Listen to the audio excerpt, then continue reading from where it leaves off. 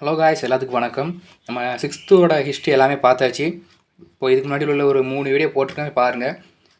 வெறும் நோட்ஸ் மட்டும் தான் இருக்கும், அதனால் நீங்கள் நோட்ஸ் ஈஸியாக எடுத்துக்கலாம். ஃபுல்லாக லெசன் எடுத்துகிட்டு இருக்க மாட்டேன், ஓகேங்களா? போய் பார்த்துக்கோங்க. இப்போ நம்ம 7த்தோட ஹிஸ்ட்ரி ஸ்டார்ட் பண்ணிட்டோம். ஃபஸ்ட்டு லெசன் பாருங்கள், இடைக்கால இந்திய வரலாற்று ஆதாரங்கள். ஓகேங்களா, பார்த்துருவோம் வாங்க.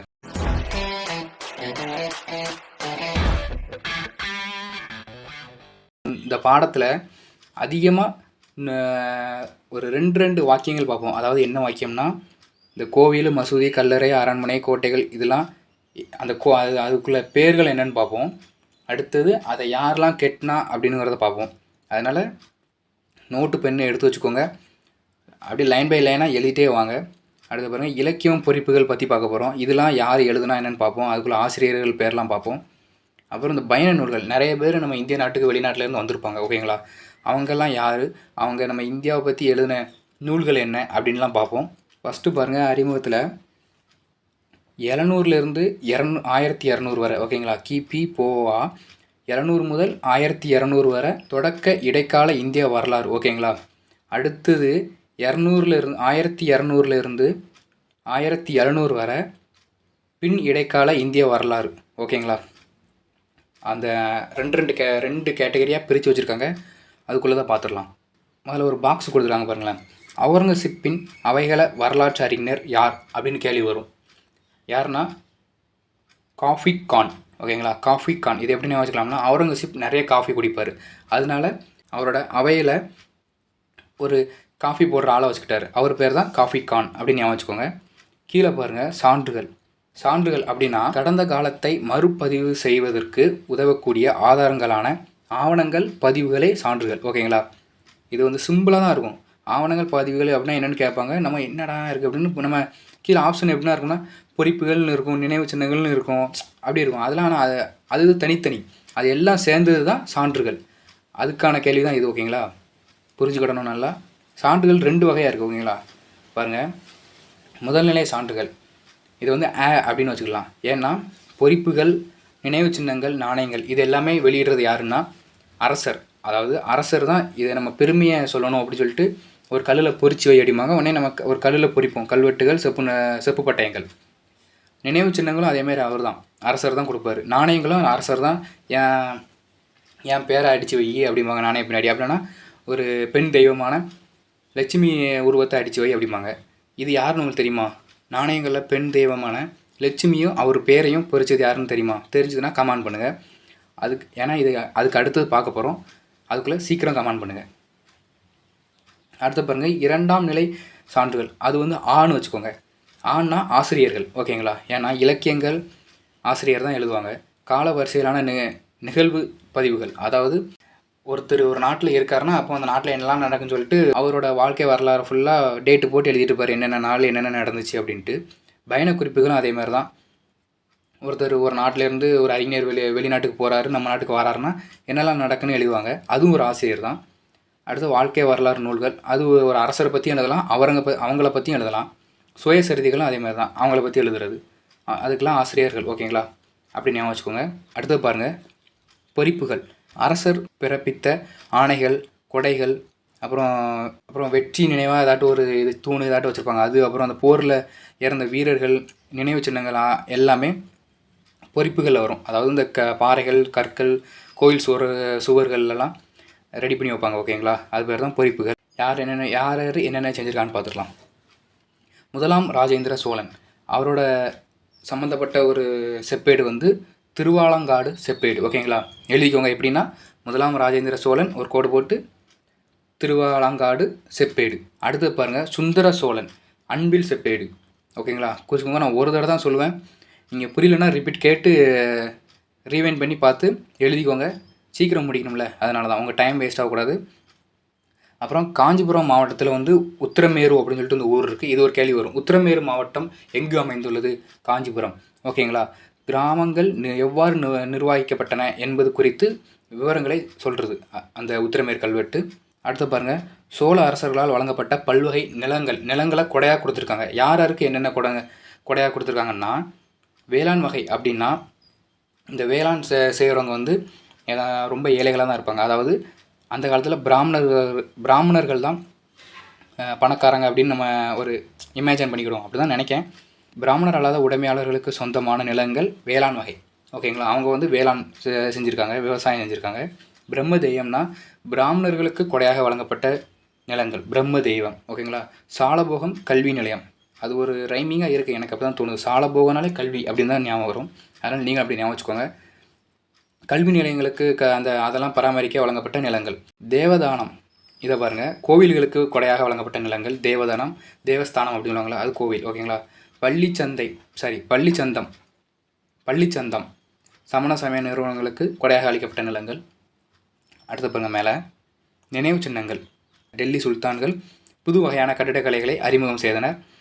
நினைவு சின்னங்கள் பற்றி பார்த்துட்ருக்கோம். பாருங்கள், கஜோரா வந்து மத்திய பிரதேசத்தில் இருக்குது. ஓகேங்களா, கஜோரா எங்கே அமைந்துள்ளதுன்னு கேட்கலாம். அது வந்து மத்திய பிரதேசம். ராஜஸ்தானில் வந்து தில்வாரா, அதாவது அபுகுண்ட்ரு அப்படின்னு சொல்லுவாங்க, அந்த இடத்துல இருக்கிற கோயில்கள். கோனார் கோயில், இது வந்து கோனார்கில் அப்படின்னு போட்டிருக்காங்க, கோனார் கோவில் அப்படின்னு சொல்லுவாங்க. இது வந்து ஒடிசா. ஓகேங்களா, தஞ்சாவூரில் பிரகதீஸ்வரர் கோயில். கங்கை கொண்ட சோழபுரத்துலேயும் ஒரு கோயில் இருக்குது, அது நிறைய நம்ம பின்னாடி பார்ப்போம். அந்த சோழர்களை பற்றி பார்க்கும்போது இதெல்லாம் பார்த்துருவோம். ஓகேங்களா, தாராசுரத்தும் அது ஒரு கோயில். பிற்கால சோழர்கள் தமிழ்நாட்டில் இந்த இதெல்லாம் கட்டியிருக்காங்க. ஓகேங்களா, இங்கே பாருங்கள் கீழே வித்தாலா விருப்பாக்ஷா கோயில்கள் வந்து விஜயநகர அரசர்களின் பங்களிப்பு. ஓகேங்களா, விவிவினே வருது எல்லாம், அப்படி இப்போ ஞாபகம் வச்சுக்கலாம். சார்மினார் எங்கே இருக்குன்னா ஹைதராபாத். கேள்வி கேட்க வாய்ப்பு இருக்குது. சார்மினார் எங்கே அமைந்துள்ளது அப்படின்னா ஹைதராபாத். ஓகேங்களா, இந்த கீழே உள்ள அந்த ஃபோட்டோ தான் சார்மினார், ஹைதராபாத். அதை பார்த்தாலே ஆமாம் ஹைதராபாத் அப்படின்னு தோணுதில்ல, அவ்வளோதான். தௌலத்பாத், அதாவது இதை வந்து எப்படி சொல்லுவாங்கன்னா அவுரங்காபாத் அப்படி சொல்லுவாங்க, ஏன்னா அவுரங்கசீப் ரெடி பண்ண ஊர். அது பாருங்கள், ஃபெரோஸ் ஷா கொத்தரம், இது டெல்லி. ஓகேங்களா, இங்கே உள்ள கோட்டைகளும் வரலாற்றில் முக்கியமானது. ஓகேங்களா, அடுத்த பாருங்கள், இந்த ஒரே ஒரு ஊரை மட்டும் நான் எதுக்கு இது பண்ணி வச்சுருக்கோம்னா ஜெய்சால்மர். அதாவது எதுக்குன்னா இது ராஜஸ்தானில் இருக்குது. இங்கே தான் மழைப்பொழிவு வந்து ரொம்ப கம்மியாக இருக்கும், மழையே இருக்காது. ஓகேங்களா, ஜெய்சால்மர் அதிக மழை பெறும் மாநிலம். அதாவது அந்த உங்களுக்கு அந்த ஊர் தெரிஞ்சாலும் பிரச்சனை இல்லை, கமெண்ட் பண்ணுங்கள். வாங்க அடுத்து பார்ப்போம். நாணயங்கள் பற்றி பார்க்க போகிறோம். பாருங்கள், முகமது கோரி வெளியிட்ட தங்க நாணயத்தில் வந்து லட்சுமி தெய்வம், பெண் தெய்வமான லட்சுமி தெய்வத்தையும் பின்னாடி அவரோட பேர் முகமது கோரி அப்படின்னு அவரோட பேரையும் கெத்தாக அப்படி பதிஞ்சு வச்சுருக்காரு. ஓகேங்களா, ஞாபகம் வச்சுக்கோங்க. தங்க நாணயத்தில், அதாவது தங்கமான லட்சுமி, தங்க நாணயத்தில் தங்க லட்சுமி அப்படின்னு ஞாபகம் வச்சுக்கோங்க. முகமது கோரி அவர் பேரையும் பதிஞ்சிருக்காரு. டெல்லி சுல்தான்களின் காலகட்டத்தை அறிந்து கொள்ள ஜிட்டல் என்னும் செப்பு நாணயங்கள் பயன்படுகின்றன. ஜிட்டல் வந்து ஒரு செப்பு நாணயங்கள். ஓகேங்களா, இல்துமிஷ் வந்து அறிமுகம் செஞ்சுருக்காரு ஒரு நாணயம், அது பேர் வந்து டங்கா. வெள்ளி நாணயங்கள், டங்கா என்பது வெள்ளி நாணயங்கள், ஜிட்டல் என்பது செப்பு நாணயங்கள். நல்லா ஞாபகம் வச்சுக்கணும், ஏன்னா கூச்சு 1 2ன்னு கேள்வி கேட்டு நம்மளை குழப்பி விட்டு மார்க் போக வச்சுருவாங்க. அதனால் நல்லா தெளிவாக படிச்சுக்கணும். இப்போ வந்து எக்ஸாமில் கூற்று காரணம் அப்படின்னு சொல்லிட்டு ஒரு கேள்வி மெத்தட் வந்திருக்கு, அது உங்களுக்கு எல்லாம் தெரியும் தான். அந்த கேள்வி எதுக்கு வச்சுருக்காங்கன்னா நம்ம ஒரு படிக்கிறத தெளிவாக படிக்கணும் அப்படின்ட்டு. நம்ம 1 லைனாக படிச்சுட்டு போயிட்டோம்னா அது பிரயோஜனமே இல்லை. அந்த 1 லைனுக்கு மேலேயும் கீழேயும் நம்ம படிக்கணும். ஓகேங்களா, அதனால தான் இப்போ நான் எல்லாத்தையுமே குறித்து உங்களுக்கு கூற்று காரண கேள்வியில் கூட நீங்கள் தப்பு விடக்கூடாது அப்படிங்கிற அளவுக்கு நான் நோட்ஸ் எடுத்திருக்கேன். தப்பு விட்டுறாங்க, அவ்வளோதான் சொல்லிட்டேன். அலாவுதீன் கில்ஜின், இவர் வந்து தங்க நாணயங்கள் வெளியிட்டிருக்காரு, அலாவுதீன் கில்ஜி. ஓகேங்களா, முகமது பின் துக்ளக் வந்து செப்பு நாணயங்கள் வெளியிட்டிருக்காரு. இங்கே பாருங்கள், இந்த பாக்ஸ் பாருங்கள்.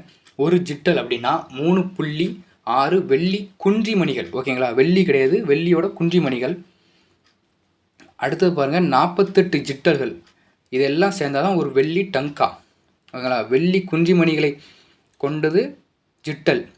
ஒரு வெள்ளி டங்காவை வந்து 48 ஜிட்டலுக்கு சமம். அடுத்து பாருங்கள், சமய இலக்கியங்கள். நிறைய பேரோட பேர் அவங்க எழுதுன நூல்லாம் பார்ப்போம், அதனால் தெளிவாக கேட்டு தெளிவாக எழுதுங்க. தொடக்கத்தில் தென்னிந்தியாவிலும் பாருங்கள், தொடக்கத்தில் நம்ம தமிழ்நாட்டில் தான், தமிழ்நாடுன்னு சொல்ல முடியாது, தமிழ்நாடு ஆந்திரா கர்நாடகா அந்த சைடில் உள்ளதான் சமய இலக்கியங்களை வந்து எழுத ஆரம்பிச்சிருக்காங்க. காரணம் என்னென்னா, ஃபஸ்ட்டு தென்னிந்தியாவிலும் அதுக்கப்புறம் வட இந்தியாவிலையும் தோன்றிய பக்தி இயக்கங்களின் வளர்ச்சிக்கு வழி அமைத்தன. ஓகேங்களா, பாருங்கள், சோழர்களின் காலம் பக்தி இலக்கியங்களின் காலம் என்று அழைக்கப்படுகிறது. இது ஒரு கேள்வி. கம்பராமாயணம் கம்பர் இயற்றினார், தெரிஞ்சது தான். சேக்கிழார் பெரிய புராணம். ஓகேங்களா, 12 ஆழ்வார்களால் இயற்றப்பட்டு நாதமுனியால் தொகுக்கப்பட்ட 4000 திவ்ய பிரபந்தம். 2 பேர் இருக்காங்க பார்த்துக்கோங்க. 12 ஆழ்வார்கள் இயற்றியிருக்காங்க, நாதமுனி தொகுத்திருக்காங்க 4000 திவ்ய பிரபந்தம். அப்பர், சம்பந்தர், சுந்தரர் 3 பேரும் சேர்ந்து இயற்றியது வந்து நம்பியாரால் தொகுக்கப்பட்டது தேவாரம். ஓகேங்களா, முக்கியமானது குறிச்சுக்கோங்க. மாணிக்கவாசகர் திருவாசகம் எல்லாத்துக்கும் தெரிஞ்சது தான். ஜெயதேவரின் கீத கோவிந்தம் இது ரொம்ப முக்கியமானது. கீத கோவிந்தத்தை இயற்றியவர் யார் அப்படின்னு கேட்பாங்க, ஜெயதேவர். அடுத்து பாருங்கள், 15ஆம் நூற்றாண்டை சேர்ந்த இறைநிலை உணர்வு பெற்ற கவிஞர் யார் அப்படின்னு கேட்பாங்க. யாருன்னா கபீர்தாஸ். ஓகேங்களா, ரொம்ப முக்கியமானது. 15 வயது உள்ள அப்படின்னு வச்சுக்கோங்க. 15 வயது உள்ள கபீர்தாஸ் அப்படின்னு வச்சுக்கோங்க. அடுத்து பாருங்கள், சமய சார்பற்ற இலக்கியங்கள். அதாவது ஒரு சமயம்னா அந்த மதம் அந்த சமயம் அதை பற்றி பேசாத ஒன்று. ஓகேங்களா, சமய சார்பற்ற இலக்கியங்கள். கங்காதேவியால் இயற்றப்பட்டது மதுராவிஜயம். கங்காதேவி மதுராவிஜயம். கிருஷ்ணதேவராயரின் அமுக்த மால்யதா. விஜயநகர பேரரசின் அது தொடர்புடைய நிகழ்வுகள், அதுக்கப்புறம் ஒரு தனி மனிதருடைய எல்லாத்தையும் பற்றி அறிந்து கொள்வதற்கு இந்த 2 நூல் உதவுகிறது. அடுத்து பாருங்கள், சந்தபார்த்தையன் பிருத்திவி ராஜராசோ. ஓகேங்களா, இது வந்து ராஜபுத்திர அரசர்களின் மன துணிச்சலை பற்றி படம் பிடித்து காட்டுகிறது. அதாவது ராஜபுத்திர அரசர்கள் அப்புறம் அந்த வீரர்கள் வந்து ரொம்ப வீரமான ஆள்க. அவங்களோட மன துணிச்சலை பற்றி கூறுவது வந்து பிருத்திவி ராஜராசோ. இதை எழுதிய யாருன்னா சந்தபார்த்தை. ஓகேங்களா, படிச்சு வச்சுக்கோங்க. அடுத்த லைன் பாருங்கள், இஸ்லாமுக்கு முந்தைய காலம் குறித்து உள்ள ஒரே சான்று என்னென்னா ராஜதரங்கிணி.